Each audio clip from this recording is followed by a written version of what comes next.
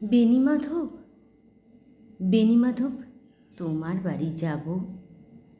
বেণীমাধব, তুমি কি আর আমার কথা ভাবো?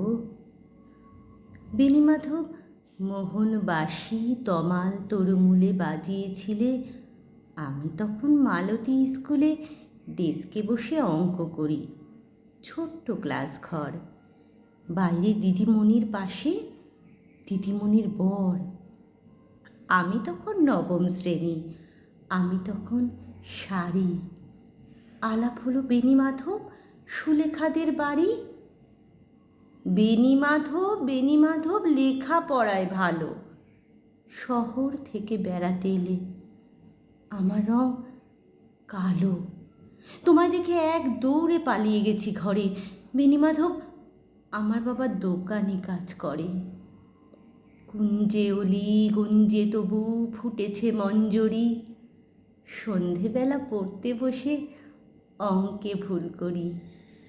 আমি তখন নবম শ্রেণী, আমি তখন 16। ব্রিজের ধারে বেণীমাধব লুকিয়ে দেখা হলো। বেণীমাধব, বেণীমাধব, এত দিনের পরে সত্যি বলো, সেসব কথা এখনো মনে পড়ে? সেসব কথা বলেছ তুমি তোমার প্রেমিকাকে? আমি কেবল একটি দিন তোমার পাশে তাকে দেখেছিলাম আলোর নিচে। অপূর্ব সে আলো, স্বীকার করি দুজনকেই মানিয়েছিল ভালো। চুরিয়ে দিল চোখ আমার, পুড়িয়ে দিল চোখ।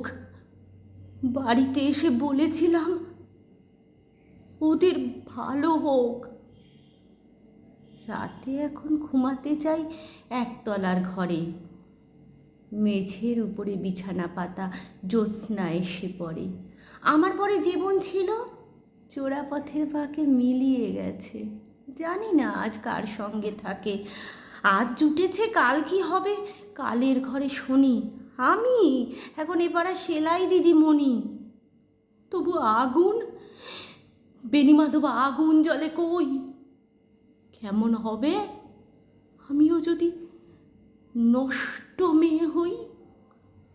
কেমন হবে আমিও যদি নষ্ট মেয়ে হই? আবৃত্তি করলাম আপনাদের সবার অতি পরিচিত জয় গোস্বামীর মালতীবালা বালিকা বিদ্যালয়।